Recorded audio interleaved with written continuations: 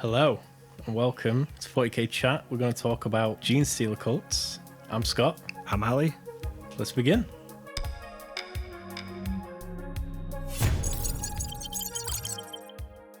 So what we're going to cover is new army-wide abilities, so Crossfire, Cult Ambush, all that good stuff. And then we'll go on to faction secondaries, sub-factions, psychic powers, relics, warlord traits, proficient planning, stratagems, and then eventually our top 5 units, which was extremely hard to pick because everything has a use, I think. Yeah. There's really good internal balance. Nothing feels useless. I agree. Oh, apart from maybe Brood Brothers, which, Yeah. I mean, they're not technically not in the book, but you can take Imperial Guard units. I think the only reason that was ever a thing was because when they first brought out the book at the end of 7th edition, there wasn't many units for them. Yeah. So it was like just to pad it out with stuff that already existed. Yeah. And now they're just stuck having to print rules Yeah, for them forever. Unless you want it to be thematic, you'd probably avoid them completely because none of them get Crossfire, and Crossfire is the holy grail of this book. Yeah.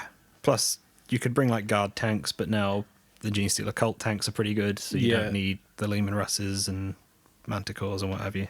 Yeah, the Rockgrinders and Goliath trucks have had like massive boosts, and we'll go into that later on. Yeah. So yeah, let's start with Crossfire then. The big dog. Yeah. The big one. Most units have Crossfire. Yeah, I think the only ones that don't are the ones without guns. Yeah, so is it right to say every ranged unit has Crossfire? Yes. Yeah. As well as every unit you want to shoot with Yeah. that would be benefiting from it has it. So Crossfire works by if you hit an enemy unit with at least 5 hits with the damage characteristic of 1, or you hit them once with a damage characteristic of a weapon other than 1. So I guess it's worded like that to get around the D3, Yeah. which could turn out to be a 1, but you still get Crossfire on it. Then everything else that has Crossfire gets +1 to hit. And then the second part of it is you can also get +1 to wound and ignore cover within 12 inches, is it? It is within 12 inches, Yeah, so +1 to wound and ignore cover within 12 inches if you can draw a line between the shooting unit and one of your units, and that line passes through the base of the unit you're shooting. Yeah. There's a picture in the book, which we should probably put on a slide, Yeah, of how it works, where there's a Ridgerunner on one side, unit of neophytes on the other, and some Tau in the middle. yeah. And there's straight lines straight through the Tau, so Yeah. they're crossfired. or It's exposed. pretty simple to understand, but I mean, I'm gotta be honest, when I first saw it, I was like, what the hell does this mean? It's a bit like with the Katars from the Custodes book, where it's a full page of explanation for what's not that complicated of a rule. But When I'm you can not going to explain read it this in one. probably 2 sentences. Yeah. You hit the thing 5 times, you get +1 to hit. Yep. You hit the thing with a friendly unit on the other side of them, you get +1 to wound. Yep, exactly. But then there are other ways to do it. You can do it with a Nexus. A Nexus, Yeah. where you can just put a Crossfire marker on a unit. There's also a bunch of different ways to make things count as exposed. Yeah. So the second part of Crossfire, so like some units, I think the Sanctus just always counts things as exposed, Yeah. whether they are or not. I think there was a stratagem to let certain units count things as exposed. Yeah. So there's ways to mess around with it. So if for whatever reason you can't get your stuff perfectly lined up to have it, Yeah, you there are can ways to still get have that it, +1 to wound, definitely. Makes it very easy for most of your army to get +1 to hit and +1 to wound. Yeah. Well, So- the big trick with Genestealer Cult is that they can deep strike Yeah. basically anywhere, and they can do it within 8 inches. I think one of the upgrades lets them do it within 3 inches. Yeah. So you can pretty much put your units where you want them, when you Yeah. want them. That's Cult Ambush. Setting up markers like it used to be. Yeah. You can either put your army underground, and then they can pop up anywhere 8 inches away, or put them in an ambush marker. So there's like 2 ways of hiding things. I just wanted to say there's a stratagem, Meticulous Uprising, which lets you redeploy 2 ambush markers. Yeah. I think So the it's similar to that Ultramarine one where you can move 2 units, can't you? But obviously this is better because it could be anything. on the well, board. you can put an objective marker, somewhere, and then decide as and when you need to get a unit out, which unit gets out. Yeah. So is that any different from the 8th Codex? No, that's how it used to work. Was it always 8 inches deep striking? No, there unit? was 9 inches. It was none. Pretty sure there was a stratagem to make it 3, though. Well, there was some way to make it 3. So Proficient Planning upgrade system that everyone's getting in these new codexes. Yeah, and you can put it on any unit, so it's not like just on a character like the Space Marine ones. Yeah, and there's some really good ones here. So one of them, probably one of the best, they came from below. Gives you a choice at the point you reveal the upgraded unit from ambush marker. You can either immediately make a normal move of 9 inches with it, or you can remove the ambush marker and place the unit underground. So then you can put them anywhere on the board, deep strike them within 8 inches on something. Yeah, it does say after they move, this is the only drawback, that they still have to be 9 inches away. Oh, is that right? Okay. Yeah.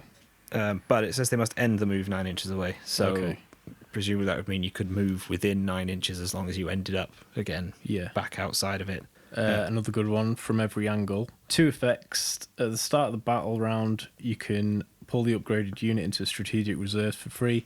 And the second part is the unit can arrive from strategic reserves as if it were 1 turn later. So this would mean you can deep strike turn 1. Although with strategic reserves, I think that's the one where you come in from a board edge, but you could do that from turn 1. But I mean, I assume if the unit lets you deep strike on its data sheet, you can do that from strategic reserve. Yeah, there's another one which was a trap sprung, which helps the melee units to get in, because obviously coming out 8 inches away, it's not a guaranteed charge. Yep. But you get to roll 3 dice and pick 2. Yep. So it just gets you it's kind of like having a re-roll of 1 dice, I suppose. Yeah. Obviously, you could get unlucky still, but making an 8-inch charge on 3 dice is a lot easier than making it on 2. So you can get your Abberants in, or I suppose you could get your Pure Strains in, whatever melee thing you want, or like a nice unit of Acolytes with like the heavy rock cutters or any of those nasty melee weapons. Yeah. So, are there any other Proficient Planning ones we should talk about? Or I mean, they're all good. Yeah, they're all they're very cheap. Yeah.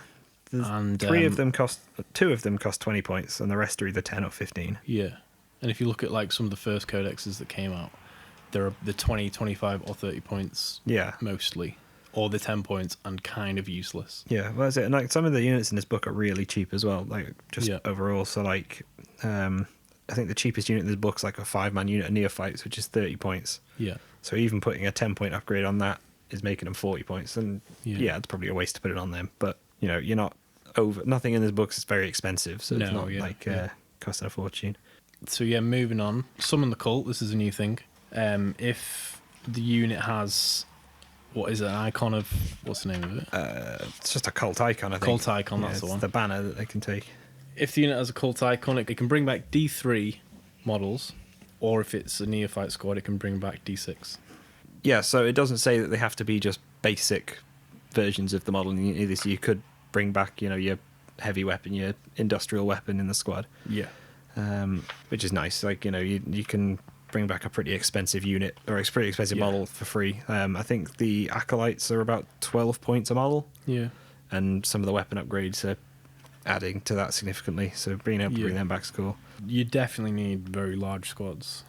Yeah. For this to be worth it. Well, yeah, because they die so easily that they could quite easily get wiped out. And would need to be big enough to survive to be brought back. Otherwise, it's just, it's wasted. Yeah.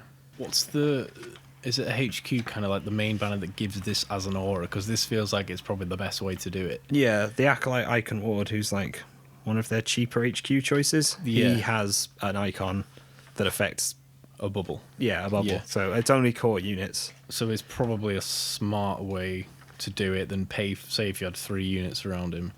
Yeah, it's probably better taking him than paying for a banner for all 3 units. Yeah. Plus, he's a character, so he's not, you can't just... Yeah.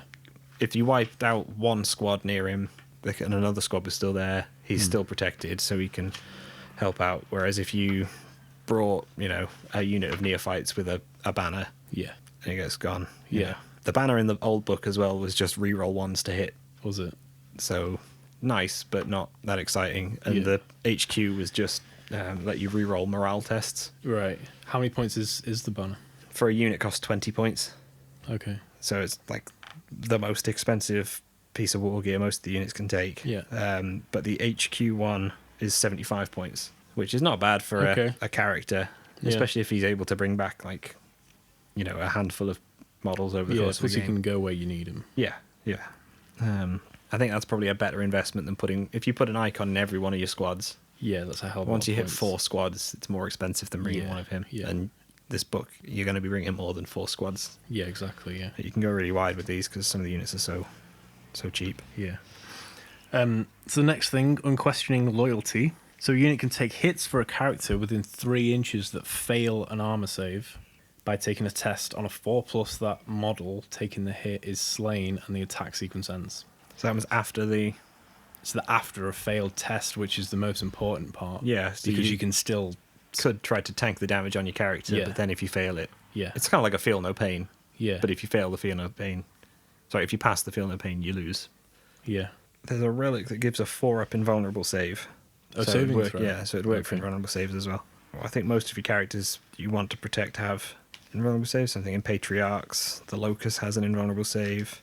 So yeah, that's quite nice. Was that in the 8th edition one? Yeah, I'm pretty sure that was in. And then the last thing, industrial weapons. Pretty much every weapon... Well, I think every weapon that's unique to Genestealer Cults has industrial weapons keyword, and there are a lot of stratagems that kind of work with this. It's definitely most of them. It's like all the obvious ones you'd think of, like the mining tools and the lasers and the blast charges, that kind of thing. And the nice part is even the relic versions of those weapons also have the industrial weapon keyword. Industrial weapons lend themselves to a really good stratagem. Overload fuel cells, which in combat gives +1 strength, and ranged it gives... +1 damage to ranged weapons, +1 strength to melee weapons. Yeah. But you can give yourself mortal wounds. Yeah, it's kind of like overcharging plasma. You take mortal wounds if you roll a 1 to hit. Yeah. And this is like very useful on Abberants to get up to that strength 9. Yeah, well, because even with the Abberants, if you roll the 1 to hit, they've got 3 wounds each, so they can survive a few ones. Yeah. There's a few stratagems that affect it though. Like it's I think the way it works is it's just sort of, it's not a keyword because it's not in the bold, but it's kind of like a keyword for your weapons, a bit like how blast is. Yeah. Where there's different stratagems and stuff that affect it. There's another one that lets you count enemy units as exposed. Yes. When you're using your industrial weapons. Yeah, that's nice. So as long as you're within 12 +1 inches of them, you get +1 to wound with them for a stratagem. So again, it's the same thing as when we were talking about it. So if you were to mess up and not have the perfect setup, you can still convolute your way to it with stratagems and stuff. Does that give you an opportunity to use exposed in the combat phase? Because if you're attacking something on one side and you've got a shooty thing on the other, and your power picks have got industrial weapon, is there something specific in the many lines on the Crossfire page that says it has to be ranged? Yeah, there is. Every category for it specifies range. Okay. Sadly, that's a shame, because that'd be a cool idea. In theory, it'd be like some of you guys are shooting a unit from the back while another squad of yours is charging them from the front. Yeah, and it's like sort of suppressing firing them. Yeah. Well, they've got there's a couple like stratagems, I guess, that work like thematically like that, in that you're pinning down a unit when you charge into them and stuff. Like you make them fight last and that kind of thing. But I think that's the only way that Crossfire really interacts in melee is with a couple of stratagems. So yeah, let's go through the secondaries. Should we end with sabotage critical location so you can do your... I can do my trickery. Fluky. First option, ambush. So 1 victory point for killing an enemy that has a crossfire marker, 1 victory point for killing from ambush, and 1 victory point for killing a unit that was exposed. Yeah, so the first one and the last one you could do every turn. Yes. And the middle one you could only do up to turn 3. Yes. Although you can put units back into ambush, I think, so you could do it again. Yeah, with Return to the Shadows, which is a strat. Yeah, basically if you can kill a unit a turn, you can fairly reliably score 13 points, and you could potentially score 15 points if you were. Yeah, but there's kind of a soft cap of 13 points unless you're willing to put a unit back into reserve. Yeah, but to be fair, with the secondary, if you are getting 13, it's done its job. Yeah, you know. But it's like if you can easily score at least 12 points, it's a good secondary. Yeah. And with this, you can fairly easily score 13, so that must mean it's a really good one. So yeah, it's decent, and it contends with assassinate and bring it down and stuff like that. Yeah. So it's probably better than those. Yeah, because those are quite specific kind of situations, whereas this is good anything. Anytime, yeah. So this is the type of thing you could build a list to do. Yeah. You know, if you can build a list with some big guns and kill stuff with crossfire markers and shooting, that's good. Yeah. So would you say that's the best one, or? Of the 3, I think that is the best one, the best. Because the next one's Brood Swarm. Yes. Which is in the same category as Engage in All Fronts, Yeah. which is obviously really easy for this book because they can put Be units everywhere they want. So Brood Swarm is, what was it, 1 CP for your deployment, 1 CP for their deployment, and 1 CP for No Man's Land. Yeah, and then another one if you've got all three ticks, but you have to have more models within the zone. It can be good, like if you're playing your high model count swarmy Genestealer Cult list against someone's low model count Custodes or something like that. It can be easier to max out, but you'd have to put a bit more thought into where things are positioned. Yeah, although you can score a max. You probably don't really need to think about it as much. Yeah, you can score a max of 4 points a turn for this though, so you could max it out over 4 turns. Yeah.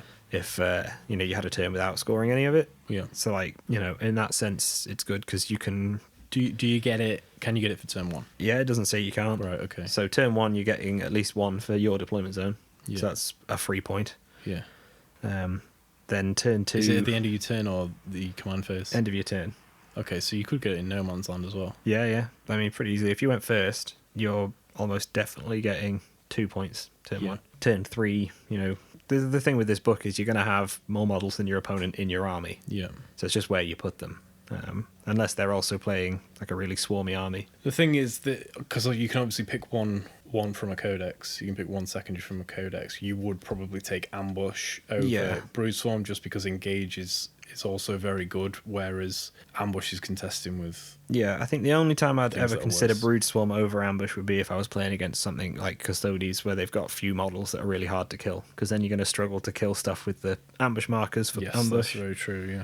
And but you'll reliably have more models. Outnumber them like 5 to 1 at least. But again, it's how often would you want to take this over Engage, considering you can score 3 points every turn with Engage pretty easily, because you can put units where you want them, and they've got some really fast stuff that we'll talk about in a bit that can get into table quarters, even if it can't deploy there.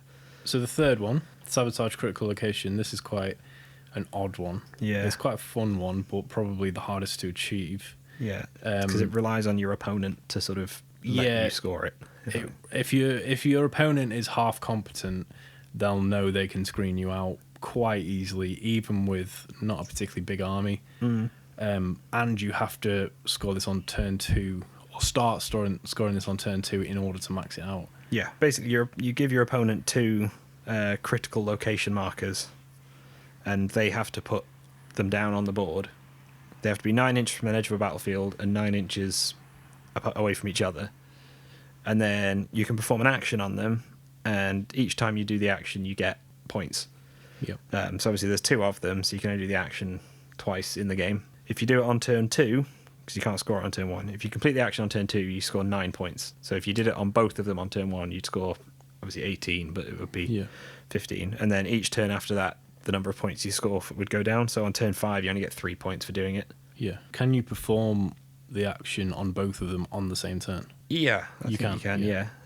So you could, if your opponent for some reason was like, here you go, and puts them in your deployment zone. Yeah. But in reality, they're just going to put it in one of their corners and build everything around it and completely deny you. Yeah, or they just put them 9 inches apart on like either side of the objective in their deployment zone and just castle up around it all game and keep you away. Yeah. So I think it's quite easy for them to stop you doing. Because also they could, because they have to be 9 inches from a board edge. You put it 9 inches from a board edge and then put one of your models on top of it, as in like the opposing player does that. Then you can't deep strike behind it because it's 9 inches from the board edge, and they have to come from the front. And you had a sneaky idea with this. Like the only way I could think to make it good is to be really like tricky and Genestealer culty, because they've got a stratagem where you can hide one of your secondaries until you score points from it. Yep. Here's my thinking. You use this, you pick this secondary, you use that stratagem to hide that you've picked this secondary. Then while you're like setting up your stuff before the game, you just say to your opponent, can you just pop these ambush markers down in your deployment zone? Like put one there and one there. And they just do it, because it doesn't say they have to put it where they want. It just says they have to put them down. And they'll think, this is an ambush marker, I'm going to put it away from my units. Yeah, well, you just go, I'll pop those down for you, mate. You don't want to come all the way around this side of the table, no worries. So much effort. And because nobody knows Genestealer Cults and nobody knows what the icons look like, they're not going to know that this marker you've handed them is actually one of these ones. And then you score it on turn 2, and they go, what? And you've scored 15 points. That's the only way I can think it will work, is if you hide it and lie to your opponent and tell them where to put it. Meta deception. Yeah, you just Yeah, I mean, It's obviously, cool if they idea. look at it and go, "That's not an ambush marker," then you're scuppered and you've wasted a stratagem as well. But Yeah. that's the only way I could think to make it any good. Because Well, apart from that, yeah. apart from avoid. that, yeah. But I think any secondary when your opponent can influence your ability to score it is a bad secondary. Yes. So obviously they've got rid of it now, but the old Slay the Warlord, Yeah. where you scored less points as the game went on for doing it, your opponent would just hide the Warlord until turn 4 and you couldn't score any points. So I think, if your opponent can stop you scoring points, that's bad. Yeah. You just have to find the most dim-witted person to play against and Yeah. try that trick on them. Yeah. We'll have to see. So, Try yeah. and Ben. Yeah. So, yeah, secondaries, probably go for ambush. Yeah, of the three of them, I think ambush Brute is Swarm the or best. engage. Yeah, But probably ambush. yeah, it's the most reliable one. Cool. So, sub-factions. The cults. Do you want to talk about 2 cults? Yes, I will talk about 2 cults. Beginning with probably the best. Cult of the Four-Armed Emperor. So you get light cover outside of 12 inches, and you re-roll charges, and don't forget you're getting a lot of 8-inch charges. Yep. So you're very reliably getting everything into combat. yeah, pretty easy. You get a strat that can increase the cost of an enemy strat for the rest of the game. Also, this strat costs 0 CP. And it costs 0 CP, which is very nice. Mm-hmm. And Warlord Trait is quite similar. It can reduce one of your stratagems by 1 CP to a minimum of 0. Yeah, it's only so you can't use it on like rerolls and ones from outside the book. Yeah. But it's basically all of the stratagems in this book except for the extra relics and the ones you do Yes. before the game. Yeah, which is very, very nice. Yeah, I mean, making a stratagem cost 0 command points is good. They also have probably the best psychic power, Yeah. which is a really good move debuff. Undermine. 18 inches, warp charge value 7, subtract 3 inches from movement to a minimum of 0. So you can, I don't think anything moves 3, but I think so. There's a couple of things move 4. But yeah, you can half advance. although units moving through difficult ground subtract 2. So subtract 5. Yeah, so they'd be subtracting 5 if you can. So you could make a unit not move, Yeah. which would be very cool. Yep.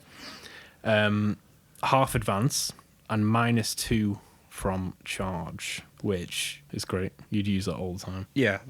I think the cult just really messes with your opponent's ability to do Yeah, anything. yeah. Like if they want to use stratagems, you make that harder for them. Yeah. If they want to move their units around, you make that harder for them. Yeah. The relic's not very exciting. Yeah, but- the relics is about a damage 1 bone sword with 4 more attacks that auto wound on 6. Yeah.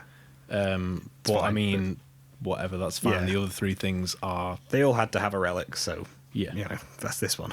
yeah, probably avoid that. But you've got all this other stuff that is really nice. And then the second one, which is also great, Twisted Helix. So you get a mini transhuman where you can't be wounded on a 2+. On a 1 or a 2. Well, 1 or a 2, Yeah. but you won't be wounded on 1 anyway. No. But there's a lot of toughness 3. And basically everything in this book is either toughness 3 or 4. Yeah, yeah. So everything's very easy to wound on. Yes, Stuff like that. yeah. And so many things, even strength 4 things that are wounding on 3s. There's so many ways other armies can get +1 to wound. Yeah, yeah. So, just saying, no, you're always wounding me on a 3. Yeah. Everything in the army also gets +1 strength and +1 movement. Yeah. Which makes stuff move like 15-inch bike moves, Yeah. and even the slower stuff like the Abberants move a bit quicker Yeah. and get stronger. And that would also make your Abberants strength 9. Yeah, you had a way And to you get could. them straight line There's a with it. way to get it. There's a way to get them up to strength 10. Using the overload fuel cells can get to strength 10, which is very nice. Yeah, wounding like orcs and plague marines and stuff like that on 2s is great. 2s, yeah. And is it the Warlord trait, which is called the Bioalchemist, can give you +1 damage to your weapon. It's really good on that Locust guy, the guy with all the swords on his back. Yeah. You can. Because he gets a lot of attacks and damage 1. So they've also got a stratagem that gives extra damage to Abberants and Abominants. So each time you destroy an enemy model with Abberants or Abominants, that counts as 2 for the purposes of morale. Yeah. And then you can Frenzy. Each time you attack with the unit, you can add 1 to the attacks and damage characteristics of Right, their okay. weapons. So That's nice. it just like sends your Abberants into a frenzy and they start smashing stuff like mad. Aberrants are great, but the one downside is 2 attacks. Yeah. So if you need ways to... Because they hit extremely hard. Yeah. With damage through your weapons. Well, using that and the psychic power, you can yeah, get 4 attacks each 4 now. attacks, Yeah. which is exactly how you'd want to use them. Yeah. So there's an interesting way to make your own cults. Myraid Cults. So this is kind of like a buy-in system. So you have 4 points to spend, and these creed abilities cost 1 to 4. You can take 4 1.1s, or you can take 2 2.1s, or any mix up to 4. And there's some really nice stuff in here, but the best way to do it is probably take 4 1-point costing abilities. Going for a main cult is probably a better choice. Yeah, there are some of the things, like we mentioned the mini transhuman that the Twisted Helix gets. That is one of the 1-point upgrades, so you could have that and something else if you wanted. Yeah.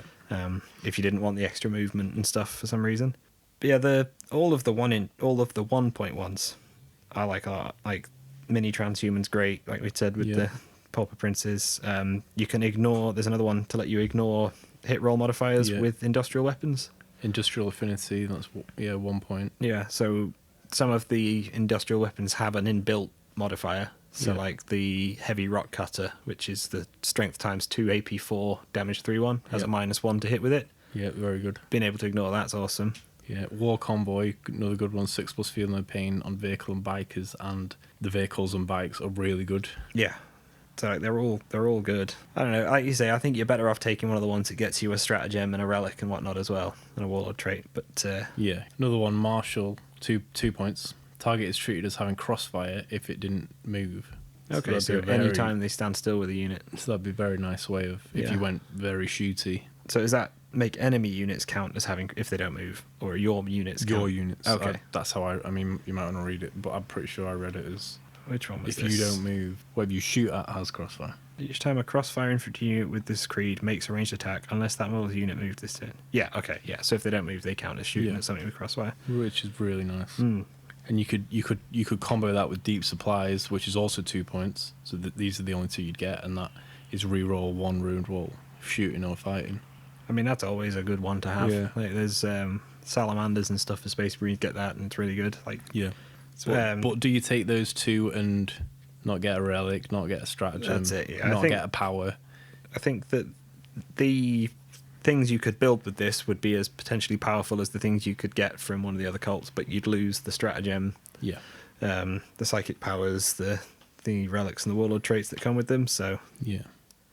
Speaking of psychic powers, when we move on to them, we're in agreement that the Cult of the Four-Armed Emperor psychic power is probably.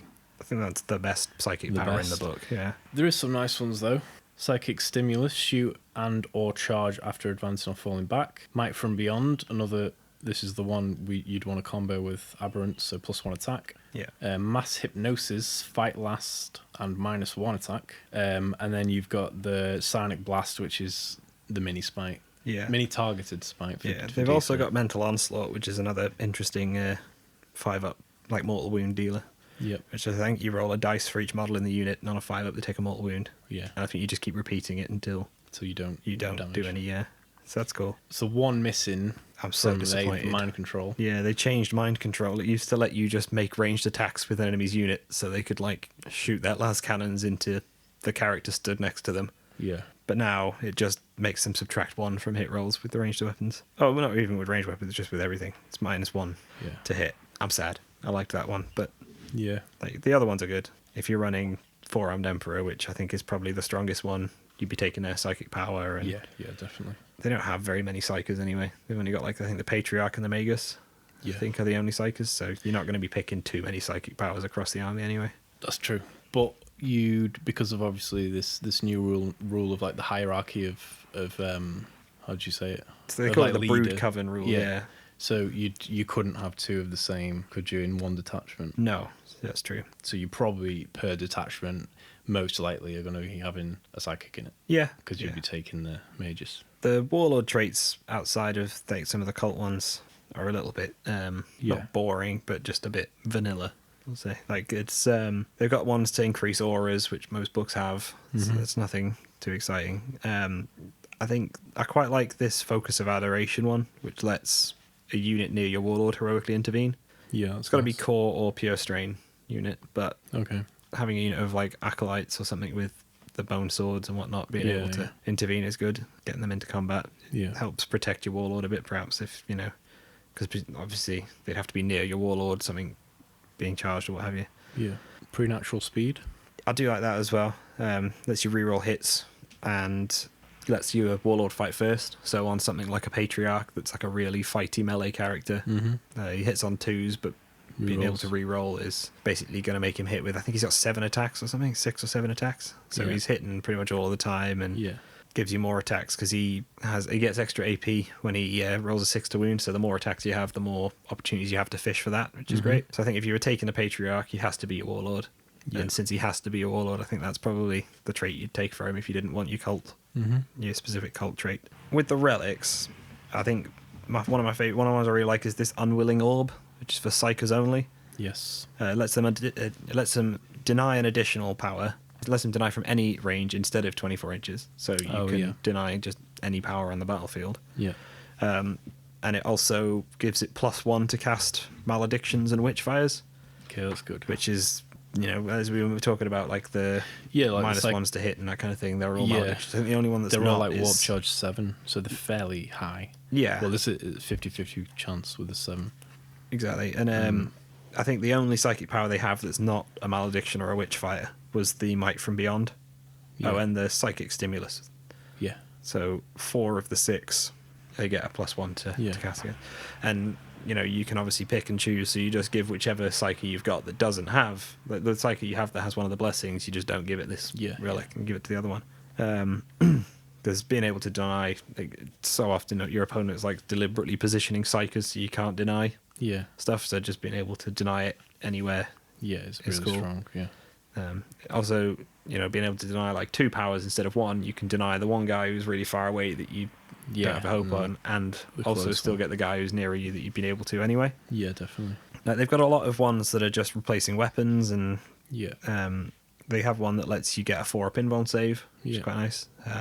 But I think that's the one that's going to give you the most sort of consistent use and strength as the game goes on.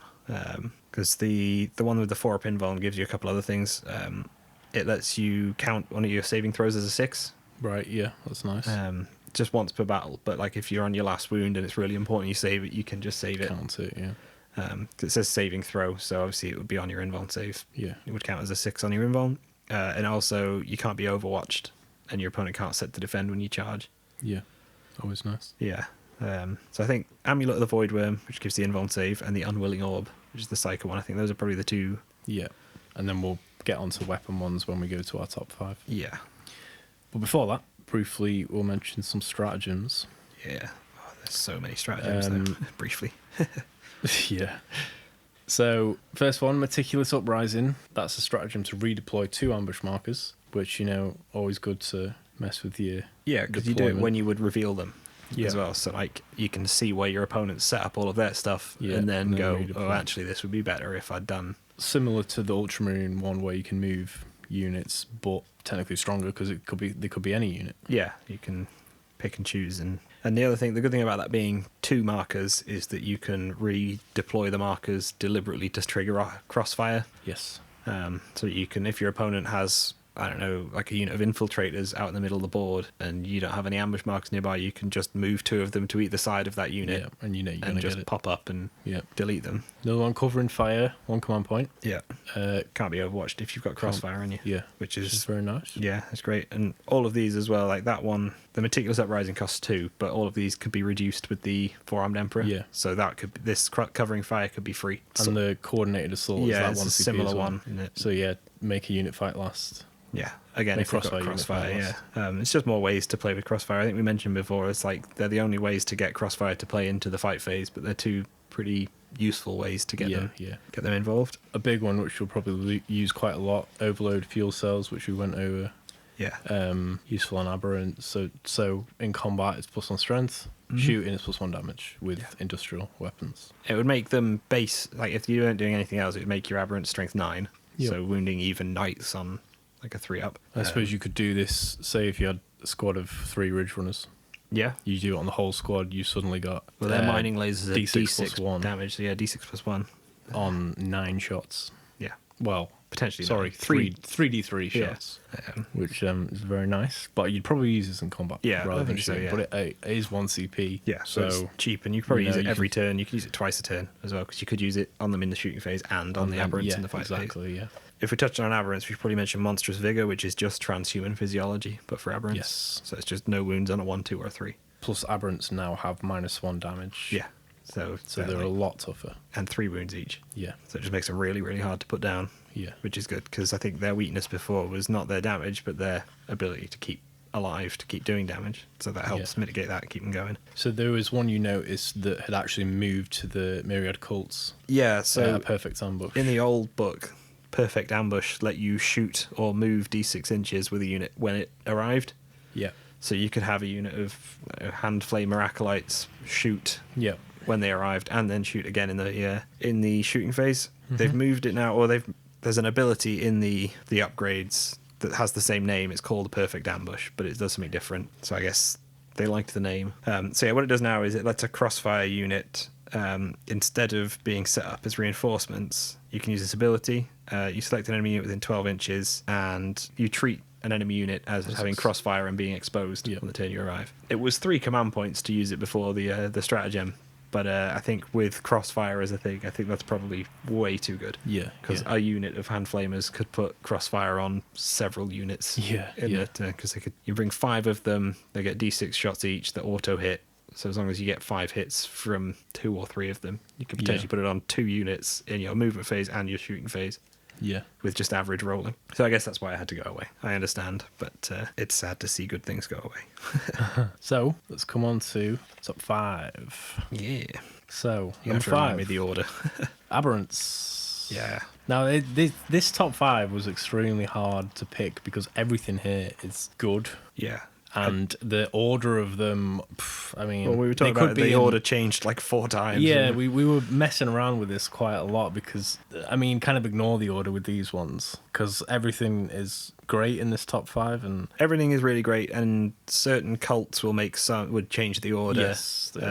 Certain stratagems and other combos with other units you were bringing would change the order. Yeah. I think this is just like the most basic sort of data sheet only type of thing. Yes, yes. But obviously we will talk about combos and stuff you can do with them to make them even better. Yeah. Aberrants. Tougher. Tough, tanky unit now. -1 damage now, can get a transhuman strat. Yeah. The one downside to them is they are 2 attacks. But there are ways to change this. Yeah, and they do also only have a 5-up save and no invuln. Yeah. So they could, obviously 3 wounds each, -1 damage. It takes quite a lot of firepower to whittle through them, but they will eventually be dead. Yeah, yeah. Easy to get them strength 9. Yep, and quite easy to get them to combat straight out of Deep Strike now. Yeah. So you bring them in 8 inches away, you get them in. Strength 8, aren't they, with the power weapons? Because it's strength 5 plus 3. But you can use overload to get them strength 9. If they're in the Twisted Helix, they'd be strength 10. Yeah. You'd want to use the psychic power. Might from Beyond? Might from Beyond, yep, to get them up to 3. And then what was the way we got them up to 4? I think it was one of the cult stratagems, I think. Oh, that was it. Yeah, it was the Twisted Helix stratagem. Yes. Lets you add 1 to the attacks and damage characteristic of Aberrants or Abominants. If you go in Twisted Helix, they can have 4 attacks each. Yeah, Aberrants become probably like our top first or second unit. Yeah, I think, if you're in Twisted Helix, they're definitely probably your best unit. But still good in Cult 4-armed Emperor for rerolls. They are 30 points each. Yeah. So they are quite expensive. You can bring them in a unit of up to 10. Mm-hmm. So that becomes a 300-point unit. I don't know that bringing lots of big units is how you play Genestealer Cult, but you probably stick to like a few smaller units of them. 5-man, yeah. But yeah, you can just baseline. They'll murder through stuff, and you can start stacking loads of buffs into them to make them just really, really, really scary. They have made the street sign attack a bit worse. Yeah, it's odd that the leader of the squad is actually far weaker in combat. Yeah. He has an extra attack, but his weapon is nowhere near as good. No, it's strength 6. It's better for clearing through infantry, I suppose. Like, if they've got loads of 1-wound infantry, because the damage, it's only damage 2, but the damage spills over. So rather than assigning 2 damage to one model, you instead assign 1 damage to to spill over. Yeah. But you could take a Abominant with the Aberrants as well, and he would give full rerolls. Oh, I missed that. Hit. Yeah. Well, yeah. They hit on 3s now as well. I think they used to hit on 3s, but with -1 from the heavy weapons. Yeah. So. And then if you take a Abominant with them, you could give that 4+ invulnerable relic to the Abominant, couldn't you? Which would be a good way to run it. Yeah. help keep him alive. There's another unit as well, the Biophagus, who like gives them stuff. He's the doctor looking one. Oh yeah, what can he do to them? So you roll a D3 to give them like a random enhancement, but like Fabius Bile or what have you. Yeah. If it's a 1, you improve their AP by 1. Mm-hmm. If it's a 2, unmodified 6s score additional hits. That'd be most useful. And the third one gives them a 5 up feel no pain. Ooh. Yeah. Yeah, that third one, because they do lack that. Yeah. And armor save, don't they? You can, with the Biophagus, there's an upgrade you can give them that lets you pick that unit within 18 inches as well. So like if you ended up deep striking them a bit far apart, you can make sure you can get it in. So there's loads of ways to stack buffs on them. I'm sure there's more even that we've missed. So yeah, that's Abberants. Great pick, but one downside is their attacks. Yeah, you have to stack a lot of stuff on them to make them really, really great. So next, number 4, Sanctus, which is the fellow with the knife or the sniper. Yeah. He's very interesting because he auto hits with his weapon, with his dagger or auto his hits, sniper. and targets don't get cover against him. Yeah. And if he's got the sniper rifle, he gets the crossfire keyword and always counts targets as exposed. So he gets +1 to wound on them. Which is incredible. So he's got a strength 5 weapon, so he's always going to hit. Mm-hmm. And then if he's going for a toughness 4 character, he's wounding that on 3. Yeah. Then it goes to... But what he gets... of course, he gets +1 to it, so he's wounding them on 2s, And he does mortal wounds on a 4-up as well, so 50% of the time when he shoots, he does a mortal wound in addition. So he's doing 4 damage. And then there's a relic sniper rifle, which you would definitely... There's a relic sniper rifle and a relic knife, isn't there? Yeah. I think you definitely want to take one of them. The reason you might not go with the dagger is because he's quite flimsy. Yeah, he's only got 4 wounds at toughness 3. Yeah, so you'd want him hiding in some cover, sniping. And he can't be targeted ever if he's more than 12 inches away. So so you'd want him... He's much more survivable at range. You want him in the backfield. Yeah. And he's 70 points, so that means you take 3 for 210 points. Yeah, and another reason why these are great is their weapon is not damage 1. Yeah. So if he hits, which he does because he just hits, he puts a crossfire marker on. So even if he doesn't do any wounds, you've straight up got a crossfire marker on. Yeah, if you 100% need a crossfire marker on something, the start of your shooting phase, this is the guy you select to shoot first. Yeah. And you could take 2, put one on one side of the board, one on the other side of the board, and they're opening up massive crossfire angles for the rest of your army to just slip in between, and then they can shoot, left or right, whatever. And that's a lot of crossfire. Yeah, and 70 points isn't too much. No, I don't think. I think he's just really good because they can kill characters very easily, and they can just sort you out for crossfire markers as and when you need them, where you need them, anywhere on the board because their range is quite good at 36. And I think the sniper, the relic one, I think is actually 48-inch range. Yeah. So really solid unit. Helps the rest of the army do what it needs to do.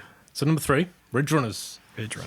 Yeah, I think, right now Genestealer Cults are really struggling, but towards the end of 8th edition, people were running 9 Ridgerunners in a list, and they were one of the best units, and I think they're still... They were the best unit. They were the best unit, and they seem to be still strong, they still are really good. So 80 points, 6 plus invulnerable, and taking units of 3s and they have crossfire. Yeah.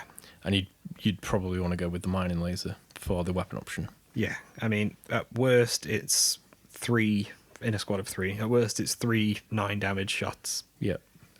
Which, with the crossfire, they can get the +1 to wound, so they can wound basically anything in the game on a 2-up. Yes. When they shoot. You could also, with overload fuel cells. Yeah, because mining lasers industrial. Give the damage change the damage to D6 + 1.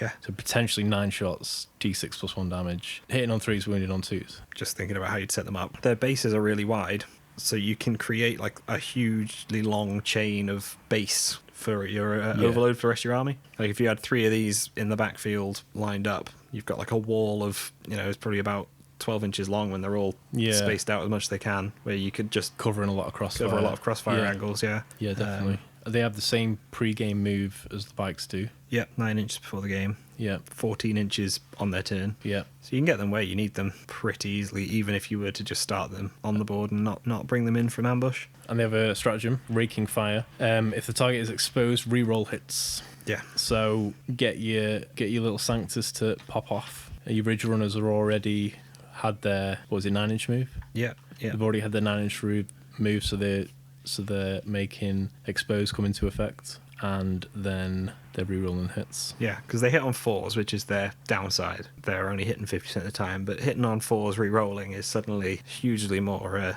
impactful. I mean, it's more like 75% of the time they're hitting. So you'll hit with at least, again, at worst shots, you'll hit probably with at least 2 of the 3. And what are the chances you roll 3 shots every? Yeah, exactly. Yeah. So yeah, very good choice. Just as good as they were in 8th. Mm-hmm. Not better. And then number 2, Atalan Jackals. Yeah, really similar, like, in why they're good, I think, because they're a really fast moving unit that can get around. They don't have the same damage potential as the... They've got the satchel thing, so if they get close, they can really do some damage. Yeah, the satchel charges, that was what they're called. Demolition charges. That's it, That's it, yeah. So yeah, demolition charges is it's like a 6-inch range, but it's strength 8, AP 3 and 2 damage. Yeah. So they can do a lot of damage, they just got to get really close, but they can do other things. They're so cheap. Yeah, really cheap. I think they're 12 points each or something. Yeah. And some of the cult works with them because of the core. Yeah. So you could bring back D3. Yeah. So yeah, you can nice. replenish them. They can grab objectives. They can come in like quite a big unit, and they've got biker-sized bases. So again, with the same as the Ridgerunners, you can make quite a big block of a unit to make a big lane for crossfiring. Yeah. Stratagem Pack Hunters, 2CP. Atalan Jackals mark a unit as exposed if within 6 inches and visible to them. Yeah. So you run these in, you make an enemy unit exposed, you shoot your mining lasers at it. Yeah. You throw your demolition charges. And whatever is left, you charge your aberrants into. Yeah. And it's all gone. Yeah. Roaming engagement, so can shoot and move 7 inches. Yep. Shoot then move. Shoot then move, yeah. 2CP, which is nice. I believe they can shoot and declare a charge in turns where they fall back as well. Oh, okay. So you can be charging them in, falling them back, shooting, moving. Yeah. They could just very versatile. Ping all around the place. You can, say, grab objectives. They are bikers, so they can't do a lot of sort of actions and stuff, but they can do the critical location sabotage, the Genestealer Cult one. That says infantry or bikers, so they could do that. So they'd be your go-to for that if you did take it, which if you probably wouldn't. You probably aren't, but if you were going to, you'd do it with them. Yeah. Okay, number one, Rockgrinders and Goliath trucks. Yeah. So these got a lot tougher. The rugged construction in 8th was 6+ ignore wound. Now it's just -1 to damage taken, which is amazing. Yeah, I mean, on dreadnoughts and stuff, it's really, really, really good, and everybody runs loads of dreadnoughts, so it's obviously going to be good on these two. Yeah, it's faster than it was in 8th. Mm-hmm. It has a 3+ save rather than 4+ that it had in 8th, and its weapon skill's gone from 4 to 3 as well, I believe. The Rockgrinder is 8 attacks, strength 8, -2 AP, 2 damage. Yeah. Which is very nice. It's just the blend through anything. Does that have the industrial weapon? Whatever weapon. The drill dozer blade. Yeah. Is that counted as an industrial? Because that'd be interesting. Yes, it is. Oh, okay. So yeah, you can make it 9 if you need to. Yeah. I mean, it's a knight. Yeah. Doing something toughness 8. A lot toughness of 8, Death Guard vehicles. Yeah, they're you need that 3+ to wound. Yeah, they didn't really get much play in 8th because they were a bit flimsy and you couldn't get in to do your drill blade damage, and now the drill blade damage is even more. Yeah. And it's harder to kill. It is still toughness 7, the Goliath, and the truck is 6. Yeah. Toughness 7's not bad. Like it's the same. Probably rather have -1 damage than toughness 8. Yeah, exactly. Like toughness 7, 10 wounds is the same as like a Rhino. Yeah. All these bonuses as well, it's only gone up from 8th to 9th by 15 points. It's gone from 95 to 110. Well, which is it's had so many upgrades. The option of the heavy seismic cannon, that gun's got a lot better. So in the old book, it was heavy 6, heavy 3, strength 4 or 8, AP 1 or 2, damage 2 or 3. Okay. So it's got extra AP. Yeah. And the long wave, which is the heavy 6 one, was only strength 4. So and the range of them is now both 24, right? And before it was lower, was it? Yeah, before the 12. long wave, which is the weaker one, was 24, and the harder hitting one was 12. Okay, yeah. So you've got both options at 24 now. Yeah, no, that's a lot more. And again, pretty sure that is industrial. Yes, it will be. Yeah, so you can get your bonuses from your strats and stuff. Yeah, and the truck is also open top. Yeah, which would mean that you can have 10 neofights in it. And you can have your mining lasers and whatnot from your infantry units. Is it one mining laser per 10? Because it'd be nice if you kind of had 2 of them inside shooting out. For every 10 models in this unit, up to 2 can have their autogun replaced with a heavy stub or a mining laser or a seismic cannon. Okay, that's nice. Yeah, so you can. So that means the trucks can be rolling around with 3 mining lasers, 1 on the vehicle, and then 2 inside. On the squad, yeah. And then you've got all the other shots on top of that as well. Yeah. The Rockgrinder does have some transport capacity. Yeah, it's only 6 models, so you 6. couldn't put because neophytes come in squads of 10. Yeah. But you could put your Abberants in it to help get them around if you weren't deep striking them. And both of them are faster now, so that is a legitimate option. Transport capacity 6, so you could fit 5 Abberants and like an Abominant in there. Yeah. Like a character to go with them. You could put some Metamorphs in there, like hybrids or acolytes. Yeah. Not only are these things tough, but like the footprint of them is like they're very big models. Yeah. So you can plug up anywhere that needs to be plugged up. Yeah. And they can just sit there and again, that big footprint plays well with Crossfire, which they have. Yeah, exactly. So they get benefits to the the pluses to hit and wound and everything as well. Yeah. Again, they're ballistic skill 4. I think pretty much everything in this book is ballistic skill 4. I think, except for a couple of characters. So getting that mining laser or that seismic cannon and stuff hitting on 3s, it's not going to go wrong. Yeah. So there we go. Yeah. What are your overall thoughts? It's a really dense book. It's a really dense book. I think we've probably barely scratched the surface of the tricks and stuff people will figure out that you can do with it. Yeah. It'd be interesting to see what people come up with in. Oh yeah, definitely. Time coming. I've actually got quite a lot of Genestealer Cult because I've got quite a lot of Tyranids. So maybe I'll give them a go at some point. But yeah, I think it's a good book. I think, like I say, it's going to take a 6-hour podcast to talk about every single thing that you could possibly do. We got the big ones. Yeah. There's probably some little things that we've not even thought about. Well, that's it. Because there's so much synergy in this. Which I quite like. I think that's quite thematic with them. I think the idea that they are sort of subverting your opponent's plans and tactics and doing all kinds of trickery. Yeah. Like the secondary hiding it and getting them to place down your markers for you and it's I'm gonna have to see you put that into play. I might play one game with this where I try and do that against Ben and see if he notices. Yeah. And we'll film it. And then you'll never take that second game again. And I'll put the army back in the box and cool. Yeah, so that's it. Genestealer Cults, very strong. Probably top tier. Oh yeah, probably. Like I say, time will tell. Time will tell. Yeah. 2021. I think I heard the other day they didn't score top 4 at any tournament that was like ITC submitted. I've never used them, and I've never had one single game against them. Yeah, so I don't think I've ever played against them, and with them I've only ever used them in Necromunda and one game of Apocalypse, where I was bringing everything I owned for my Tyranids. Right, yeah. But yeah, threw them in because I had them. Really interesting book, really dense book. Mm-hmm. It'll be a lot of reading ahead to really get my head around all the things it can do. And I wish you well, because I will not be reading this book anymore. I'm going to close it now. No one wanted to do this review with me. Yeah, you're the third option. Yeah. And on that note, yeah, it's been a pleasure doing this with you. Very fun. And catch us in the next one. Yep. See you later. Bye.